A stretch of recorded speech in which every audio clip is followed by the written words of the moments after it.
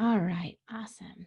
Awesome. Awesome. You're all coming on for today's workshop, owning your innate power, which is, it's everything, it's the topic of everything that we're going for as human beings, as mothers, as powerful creators of our life and our experience. And I'm so excited to bring this topic today because it's something that, as many years as I have been on my own personal path of discovery and of expansion and becoming a mom who never, never, never for a minute has to be in struggle again.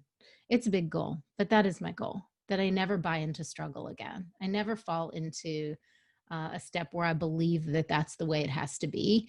And instead, a mom who is so connected to love, so flowing in joy, that my children are free to be who they are and find their own light. And I want to be a mom who really brings that out in my own kids. And as I strive to be that, the core of that work, always in an ongoing way, is how to expand into my own power, and that means coming into ownership of my innate power. So I'll share my belief with you first, which is that we are all innately powerful beings. And we're walking around with a lot of junk that comes from culture, our environment, early family life, all the things.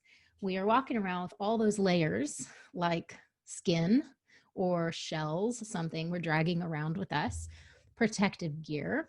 It was developed early on by us. We're so brilliant, as our way of protecting ourselves.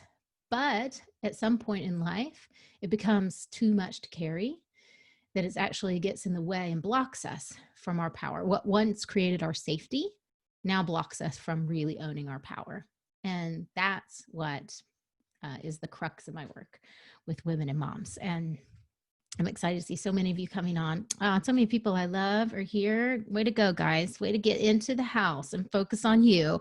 So, and welcoming to people I don't know here. Welcome, welcome. I'm so glad you're here, and just excited to get to know you too a little bit today, and see how I can help. So, when I tuned in to write the workshop, what I heard before diving into what thought I was going to dive into, the how-to side, was first what we need to hear is, let's look at where we're giving our power away. So let's look at where we are unconsciously, sort of accidentally, mistakenly, kind of in a sloppy way. Where are we giving our power away that isn't serving us, and it isn't serving our children, and it is not uplifting our marriages, our relationships, and it's not bringing us more success and abundance. It's blocking all those things and limiting all those things. So let's look first at where we're giving it away. And I'm going to ask you to just listen to your thoughts as you hear this. And if you have a pen and paper, you might want to grab a pen and paper if you don't have one, but make a note as something pops up for you as, oh yeah, I do that. If anything kind of comes to mind, make a note of it. And then I'll ask you, pop it in the chat after you notice what it is. So here are only two places where we give it away. I'm not going to go way down the rabbit hole here, but the first place where usually we resonate with one or the other, kind of predominantly within ourselves. We're all doing a little bit of both, but the first one is these are the ways that we leak our power through a kind of focus on ourselves that's not very healthy. And this is how it sounds. If I do that or say that, I'll just look stupid. I'll just sound dumb, or I'll be proven wrong. So I'm just going to keep this to myself. Another one I thought of is, this is going to be too much work for me to be that strong person or be healthy. For me to really speak my truth or own my power, it's just going to be too much work. It's too scary. I can't do it. Right? Another one we might think is, now here's the self-criticism. I'm messing up my kids. I'm ruining them. I'm ruining my kids. I'm ruining my family. Like they're going to be so screwed up because of me. So beat it, self-bashing.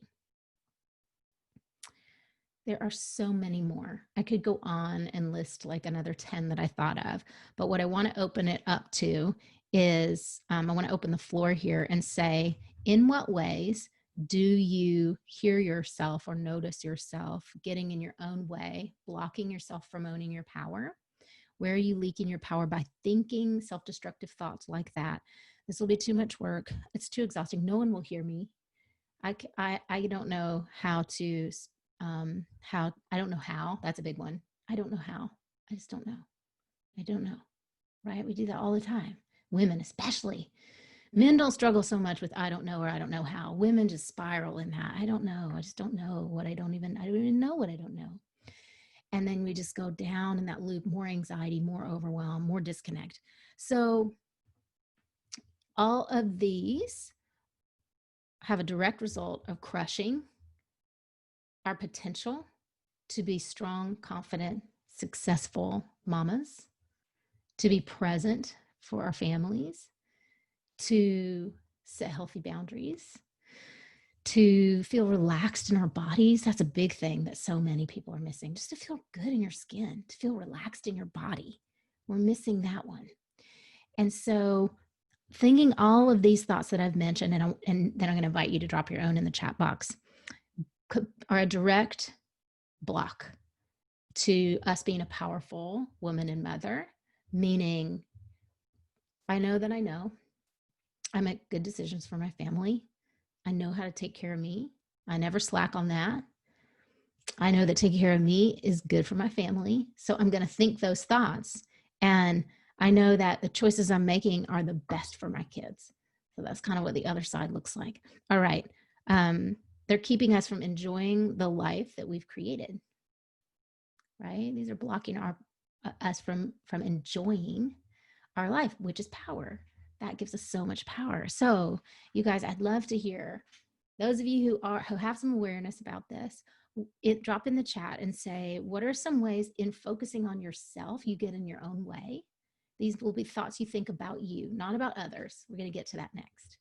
Not about your kid or your partner or about the world or life or culture, but this is really about your own experience. So I give away my power with my kids for sure. Emily, it would be great. Tune in and ask yourself, what does it sound like? The thought that I'm thinking, is it I'm messing up my kids? Is it I can't do this? Is it I'm failing? Something like that. Yeah, I don't have time. Good one. I don't have time for me. I don't have time. So right there, we're giving up our power. Or else, I don't believe I can do it. Yeah, the patterns and damage are too, right? I've gone too far. So I'm unchangeable. I'm beyond, this is beyond help. This is beyond changing. And all of that is just fear-based lies. You know, I'm saying that to you directly because I know that you know that. I get overwhelmed and think everything is too hard. Right, that's a big one. That's a great one. I go there too, Jenny. It's too much. I can do all of that. It's too much. I just need to just pretend it's not happening. I have to do everything. There's a great story. So that's a story from martyrdom. That one is that self-sacrificing energy, which causes us to be depleted. It causes us to be angry. It causes us resentment. It costs many people their marriage eventually. It causes children to split and choose one parent over the other. Causes lots of crazy damage. I don't know how, I don't have time. These are such great shares. Thank you so much for sharing these, everybody. I give away my power by minimizing or not paying attention to my abilities and accomplishments. That's a really, really good one, Lori. It's true. We will kind of just, we will skip over the part where we are creating magical things. Look at all we're doing. And from that, we just skip straight into all this other stuff I haven't done. And I'm just crap in these areas, right? I have to do everything. I can I can't do this. I can do this. Working on reframing, Melissa. All right. I don't get to have nice things. Martha, I love your laundry list and getting to see the inside of your brain here. This is so juicy. All right. I don't know what right is. Yeah, that's so great, Lindsay. Thanks for that share. I can't do this.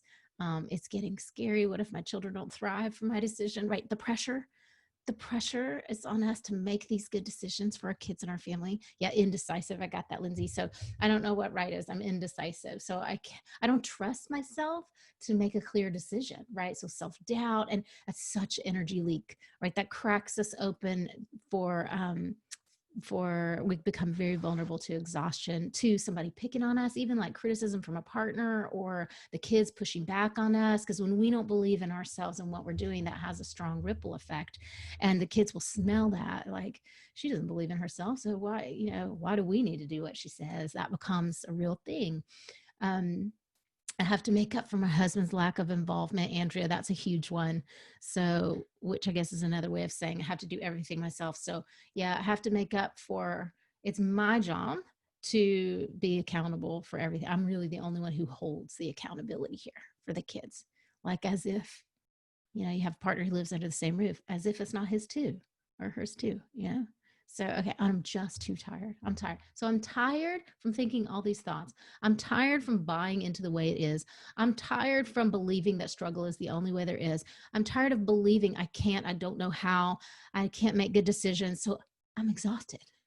You see, that's a total chasing my tail kind of situation. Now, let's talk about what's at the bottom of that. How do you feel as a result of these things? How do you feel as a result of when you think these thoughts, when you flow in them, when you are sort of buying into, believing, going along the lines of this story? What happens to you?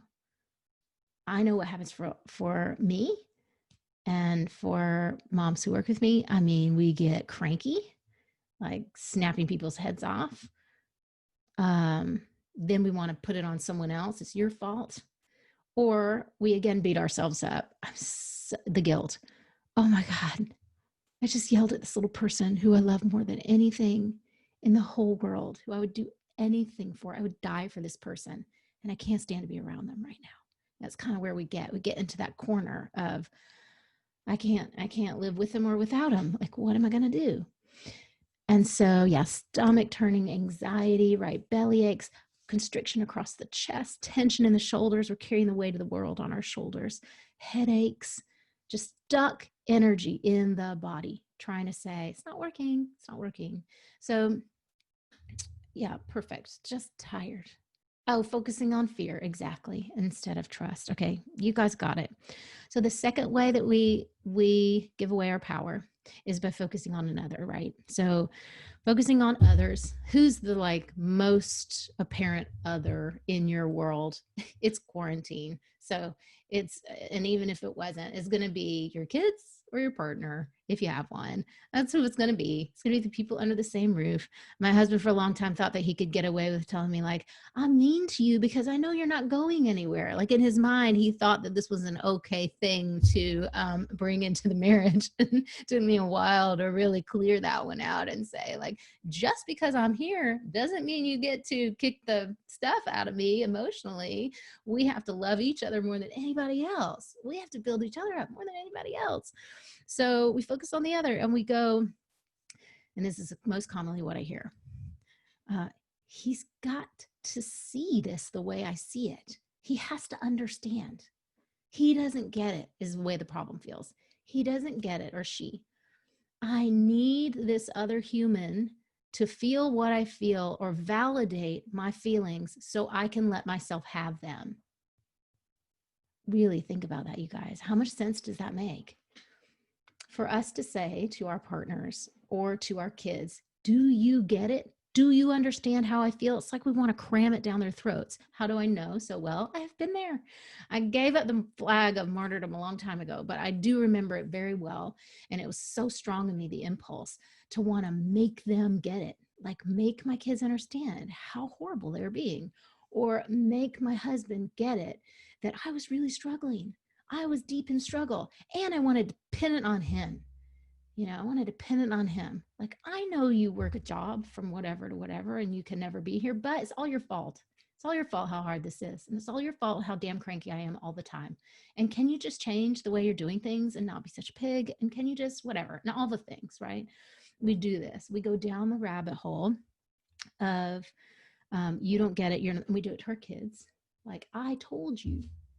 How can you not know? Have you guys raised your hand if you've ever heard words like that coming out of your mouth or felt the impulse, just wanting them to get it or change or make it easier for us, right? So there was this urge for someone else to see where we're in pain. And I do think that's a very, very core human experience. And it's not wrong. It's not wrong. We need somebody to see how deep in pain we are. But where we go off and give away our power is, I'm going to hold this as a condition on me taking ownership of me. Until you see me the way I need you to see me, I'm going to take charge of me. Because I'm just going to put that over here on you. But think about it. Like, I really want to challenge this thought, because when you rest when you kind of rest your future on someone else's shoulders, the future of your emotional health, your success, how you feel as a mom, when you put that on someone else's shoulders, you are immediately cutting yourself off from your true potential. You're cutting yourself off from your infinite potential, because you will only ever heal or be as much as that person can see in you. Does that make sense? Are you getting it? So if I go, I need him to see how hard I'm working and appreciate me. I wish he would see me and appreciate me. And I'm not going to do it until he does it. We don't realize we're saying that, but that's what most of us are doing. We're placing that condition that says, until you take that step, I'm not going to take a step toward my power. And the problem is, we're so out of our power when we do that. We've just outsourced our power to someone else. And we've said, I'm giving you the choice and the ball's in your court. And how you see me is how I'm going to feel about myself. Do you guys get this? Yeah. And it's crap, right? It's really crap, because no one can ever see us in the magic and the miracles of who we are until we see it and own it. So the result of thinking these thoughts, you guys probably already know it. Drop it in the chat. And I know that we all do it from time to time. I don't think there's any mother on the planet who doesn't look at their partner and go, why? So when you do that, what's the result of that? How do you feel? Drop it in the chat. And Gretchen, looking at your face. Oh, I know it. I know the feeling well, you guys. I'm still human. I'm still working with myself through all of this stuff. So yeah, really frustrated. A big one that I see is no energy, not being able to hold on to our energy at all, just depleted, exhausted. Maybe you have autoimmune challenges. There's a lot of anger in there that takes up residence. And when it does, it gets into our immune system. It gets into our organs. It wants to be known. That soul inside of us, that part of us that is trying to get our attention to say, hey, take care of you in a new way, in a real way. Take care of you, step up for you. Will speak to us through the body, through pain, through illness, all those things. So, okay, more frustration, not seen, not heard. Oh, good, Martha. Feeling awful lately, not heard, so much resentment, big layer getting shed. Yeah, yep, shut down, irritable. I sound like Ursula all the time. So it's that old part of us that came from our moms or whoever raised us that didn't know her power. And it's not the truth of who you are. It's not the truth of who any of us are, to be powerless, to have to extract from others, love and attention and affection, we're already deserving of that. We're already deserving of that. It's the layers of crap from culture, from environment, from family of origin that are giving us the illusion that we can't actually access it on our own. It's not true. It's not true. In fact, the only way I know of to access it is through ourselves, through ourselves, our connection to our source, our higher power. So it drains our energy. We feel powerless to affect change. So we're like, I just gave this example in a call with some clients the other day. It's like we're the beetle on our backs.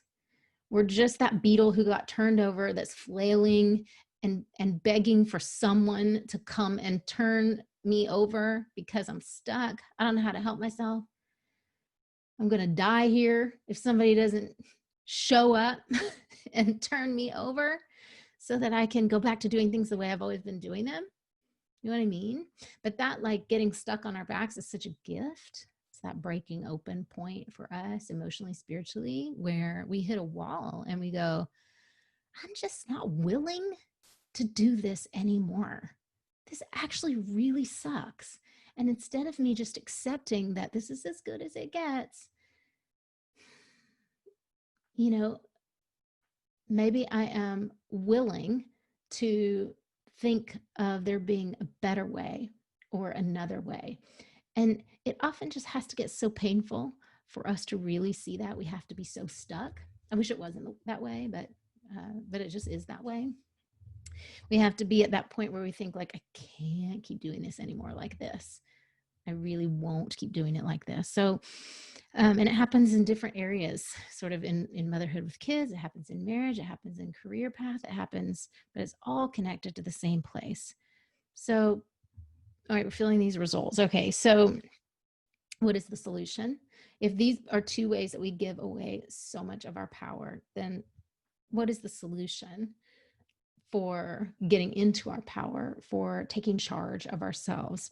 And the solution, the only one that I know, is sometimes people think it's get rid of the partner, or move to a new town, or get rid of the house, or whatever. And maybe those things will happen. Maybe they won't. But if they do, then your life is just going to continue on circumstantially being problematic in the same ways. It will just recreate itself in another way, because we're just magnets. So we're just going to keep attracting where we are, what we're feeling and what we're thinking. And the real solution, no matter what comes after this, is to take ownership of ourselves. And when we take ownership of ourselves, it is a decision. It is a stepping into choice. It is a realization that nobody can create happiness for me or health for me, but it's on me to choose it for myself. And as much as nobody can create it for me, also nobody can save me or rescue me. Lori's still having a wish that was the way it worked. That's a painful illusion to keep dragging around, I will just say. There's so much freedom the moment you burn that. The moment you burn it, just light a bonfire. I know you wish, but still, that wish is going to be a limitation that you carry forward with you. I know you already know that. And so when we take ownership of ourselves, it means giving up that wish that someone will save us. It means letting that ship sail on being rescued. It means having to choose ourselves. And sometimes that's a painful choice to make. I've also been there. I don't want to just be with myself. I don't like there was a time I didn't like myself very much. I really love me now. I love me now. I appreciate me. I don't think there's anything weird about saying that. I know there used to be for me. I used to not know that was like a really great, happy place to be. But unless I love and care about myself so deeply, nobody else can. No one else will, for sure. My parents think I'm great. I mean, they drive me crazy, but they think I'm great, but they can't give me the love that I do not give myself. My kids love me so much, but I can't receive that love unless I am being that kind of love, unless I'm a match for that. Okay, so we are the way we are because we are tolerating it. I just want to sit in that for a second. We're exactly where we are, feeling the way we feel, with the level of whatever we struggle with, for one reason only, you guys. For one reason. And it is because we are accepting it and tolerating it.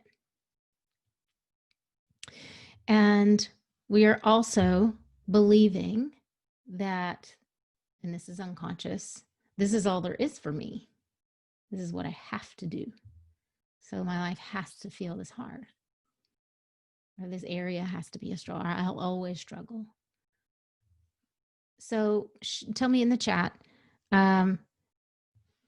what more you want to know about that piece, or if it makes sense to you or not. So we are where we are doing what we're doing, we're making the choices we're doing, our marriage is the way it is, we feel like the kind of mom that we believe we are, all these things, the money in our bank account, it goes on and on.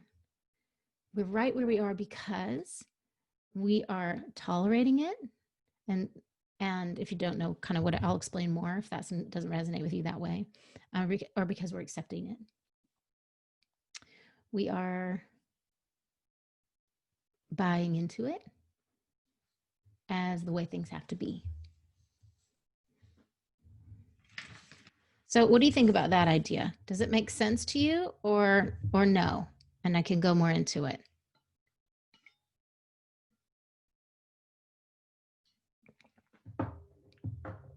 Nothing. There we go.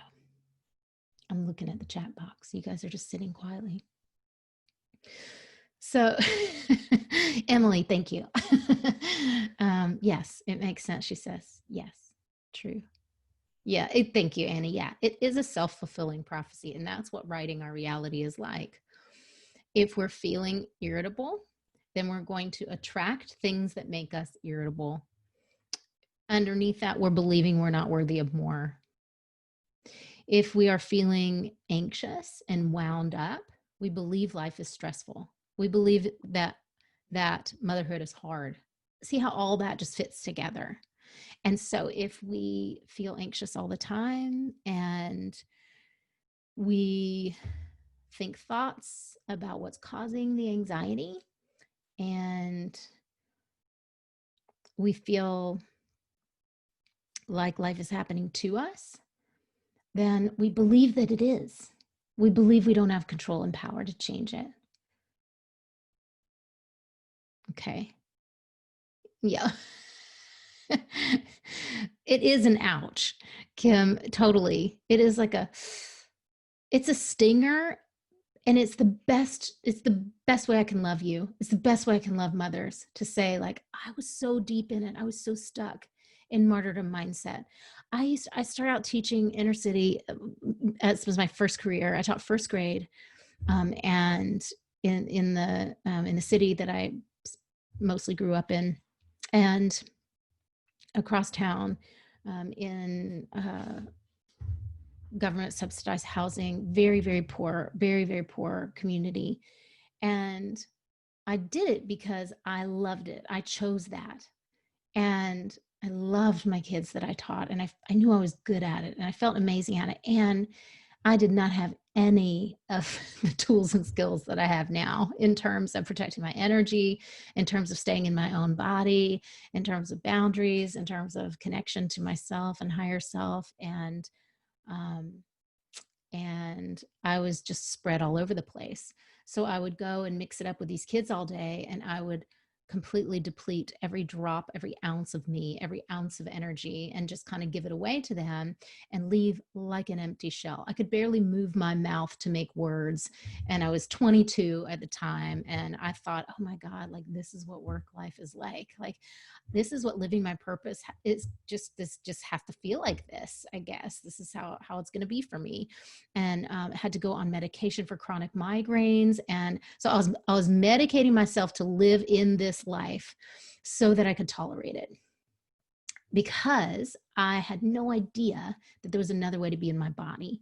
I had no idea that there was a way to be free of stress and anxiety in my life, and make choices in alignment with that. And people used to say, oh, wow, you're a teacher. Oh God. And I used to get mad at them. And I used to want to just I used to have this belief. I was so resentful and angry of anyone who also didn't get how hard it was. Like, I wanted them all to get it. I wanted everyone to know how much we're sacrificing as teachers. It just felt so unfair to me that not everyone had to teach. I mean, I was way down the path of martyrdom and ugliness, and I was angry. The result of that is holding anger, and then headaches for me. That was my manifestation.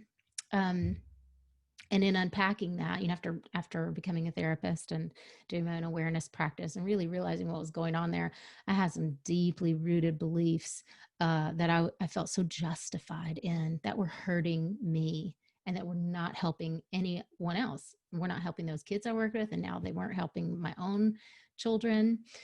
So I know how stuck we can get in those. And I also know the destruction it brings to our relationships and how unnecessary it all is. How unnecessary it all is. That it's all in our thoughts and our feelings and our bodies. And we're the only one who can control that space. Nobody else has control there. So I'm going to give you a couple steps, and as far as to take with you, and here's what you can do.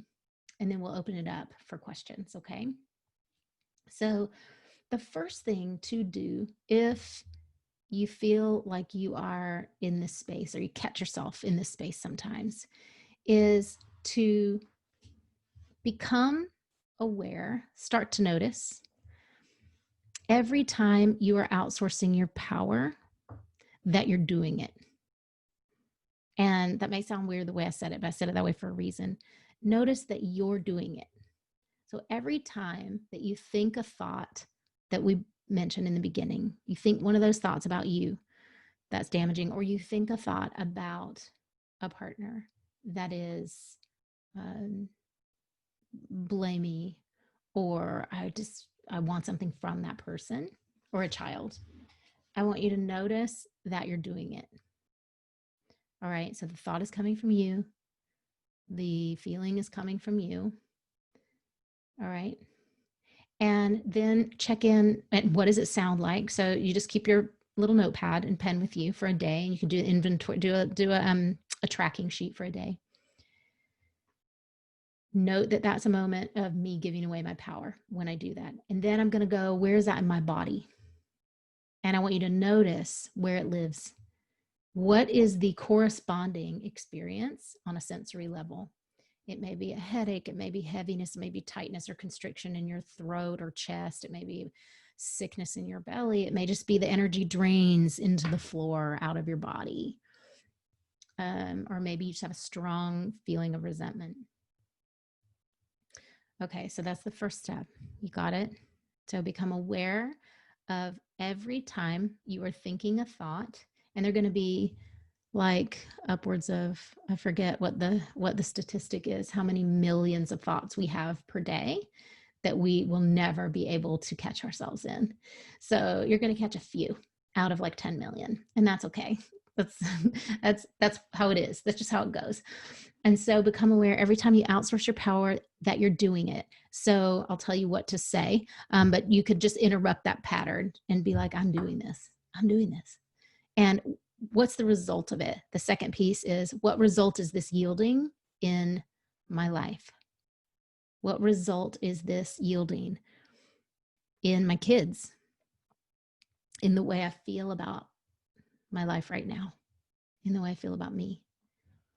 What's the result in the marriage? How is my partner responding to me because of what just came out of my mouth? Because of that thought in my head. Okay, it's a lot to notice. But raise your hand if you are if you have some type of awareness practice or experience with that, something like that. Developing, practicing. Yeah. Okay, good. Okay, good. And so when you have an awareness practice, you're going to be able to catch yourself in more moments because you'll have increased awareness. You'll be able to hear your thoughts more. So that is helpful, something that's helpful for you to start if you're not doing it now. And then I want to, I wrote down, this is no one's fault. This just is. This is no one's fault. It just is. So the fact that I am playing out these patterns and I'm an actor in my own movie. I'm just an actor in my movie. Like, I'm not the producer, I'm not the director, I'm not the writer. That's where most people are in existence. I'm just an actor in my movie. Someone else wrote the storyline for me and I'm just living it unconsciously. So if that is where you are and you are comfortable there, then there is no problem. But if that is where you are and you are uncomfortable there, then I want you to just get into that space of, it's no one's fault. This just is what's happening. This is happening.